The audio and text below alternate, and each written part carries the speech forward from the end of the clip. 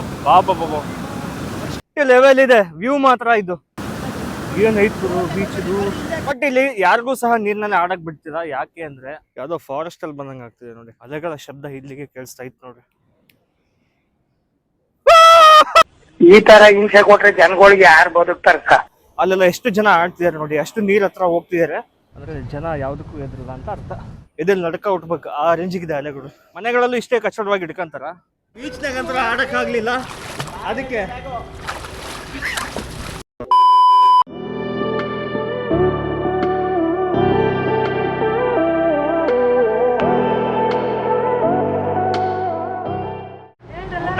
Beach ಹೊಟ್ಟೆ ಹಸ್ತಿದೆ, ಏನು ಮಾತ್ರ ಪರಿಸ್ಥಿತಿಗಿಲ್ಲ. ಪ್ಲೀಸ್ ಗೆಳೆಯರೇ, ಊಟ ಇಲ್ಲ. ಹಂಗ ಗೆಳೆಯರೇ ವಾಯ್ಸ ಬರ್ತಿಲ್ಲ.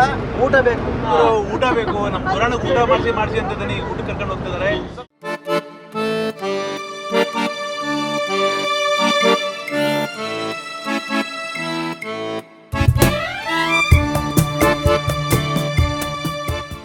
ಸೀದಾ ಊಟ ಮುಗಿಸ್ಕೊಂಡು ಬಂದಿದ್ದೆ ನಾವು ಅಪ್ಸರ್ಕೊಂಡ ಬೀಚಿಗೆ.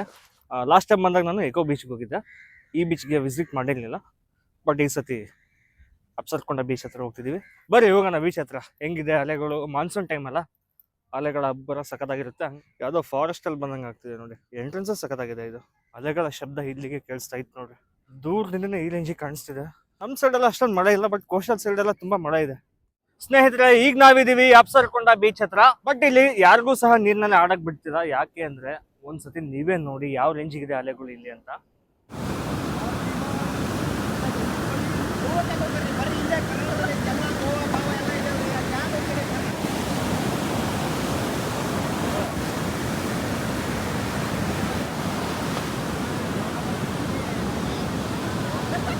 ಯಾಕೆ ಹೋಗ್ಬಾರ್ದು ಅಂತ ಹೇಳ್ತಾರಂದ್ರೆ ಇದೇ ರೀಸನ್ಗೆ. ನೋಡಿ ಅಲೆಗಳು ಯಾವ ರೇಂಜಿಗೆ ಬರ್ತಿದೆ ಅಲ್ಲಿಂದ ಮೇಲಿಂದ.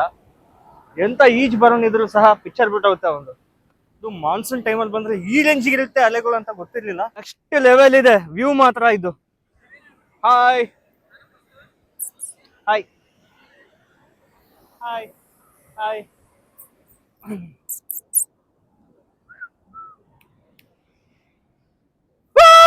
ನಾವು ಬಾಯಿ ಮುಚ್ಕೊಂಡಿದೀವಿ, ನಮ್ನ ಕೆಣಿಗ್ಬೇಡಿ. ಈ ತರ ಹಿಂಸೆ ಕೊಟ್ರೆ ಜನಗಳಿಗೆ ಯಾರು ಬದುಕ್ತಾರಕ್ಕ?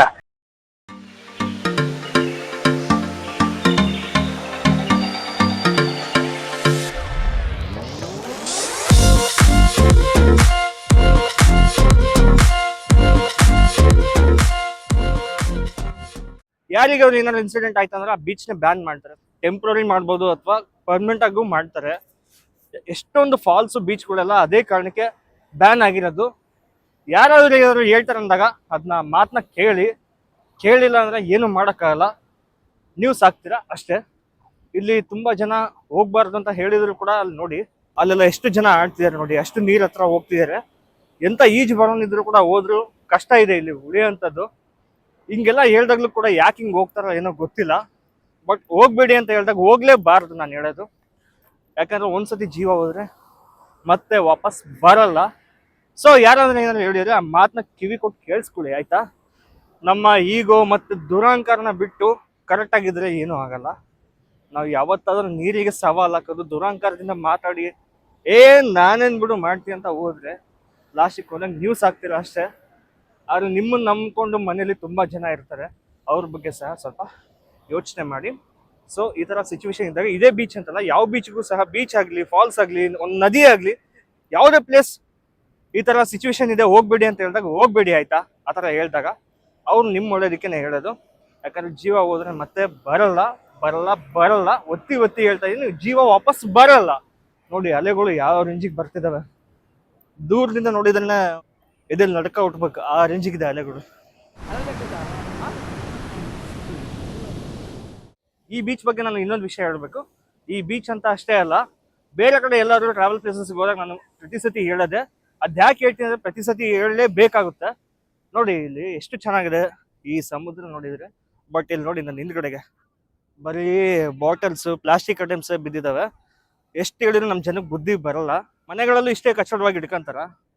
ಇಷ್ಟು ಕೆಟ್ಟದಾಗಿ ಬೀಚ್ನ ನೋಡಿದ್ದು ಇದೆ ಫಸ್ಟ್ ಟೈಮ್. ಅದೊಂದು ಬೇಜಾರಾಗ್ತಿದೆ ಇಲ್ಲಿ ನೋಡಿ. ಯಾವಾಗ ಬುದ್ಧಿ ಬರುತ್ತೋ ಏನೋ ಗೊತ್ತಿಲ್ಲ. ಎಲೆ ಅಡಿಕೆ ಹಾಕೊಂಡು ಕ್ಯಾಕ್ರು ಸುಗಿಬೇಕಿಂತ ಜನಕ್ಕೆ ಇಲ್ಲೆಲ್ಲ ಹೋಗ್ದೋಗೋರಿಗೆ.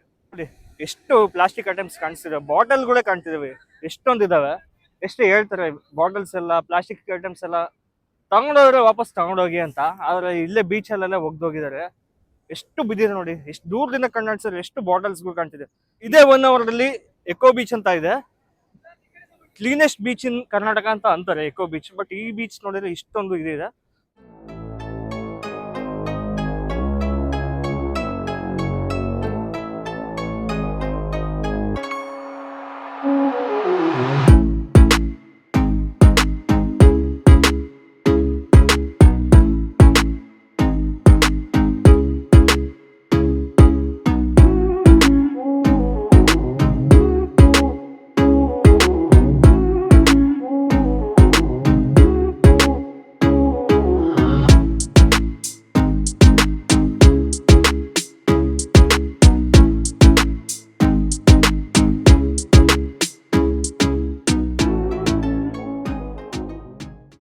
ನಮಸ್ಕಾರ ಗೆಳೆಯರೆ, ಇವತ್ತು ನಾವು ಅಪ್ಸರ್ಕೊಂಡ ಬೀಚ್ ಇದ್ದೀವಿ. ಚೆನ್ನಾಗಿದೆ ಬೀಚ್, ಮಾತ್ರ ಸೂಪರ್ ಆಗಿದೆ.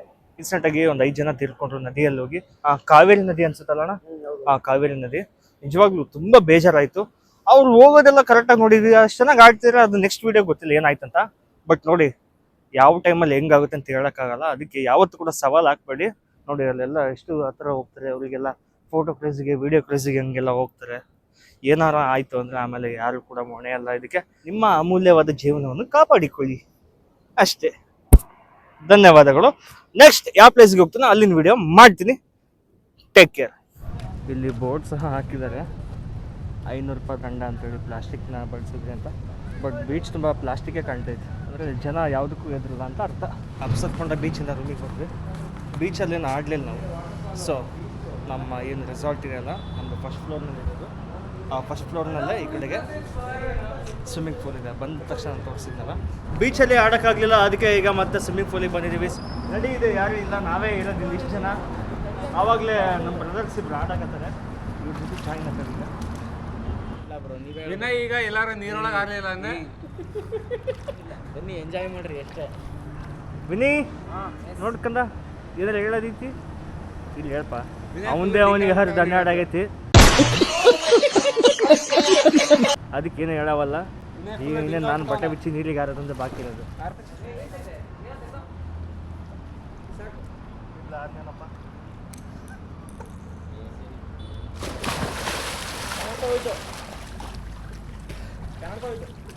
ಕನ್ನಡ ಕಟ್ಕೊಂಡು ಆಡಿದ್ನಾ 2003 ಬೀಚ್ನಾಗಂತರ ಆಡೋಕ್ಕಾಗಲಿಲ್ಲ, ಅದಕ್ಕೆ ತುಂಬ ಆಳ ಇಲ್ಲ, ಭಯ ಪಡೋ ಅವಶ್ಯಕತೆ ಇಲ್ಲ. ಇಷ್ಟೇ ನೀರು ನಿಂತಿದ್ದೀನಿ ನಾನು. ನೀರಿನಾಗ ಬಿದ್ದರೆ ಒಂಥರ ಸಮಾಧಾನ. ಶಿವು ಬಾ ಶಿವು, ನೀನು ಓಕೆನಾ ಅಣ್ಣ?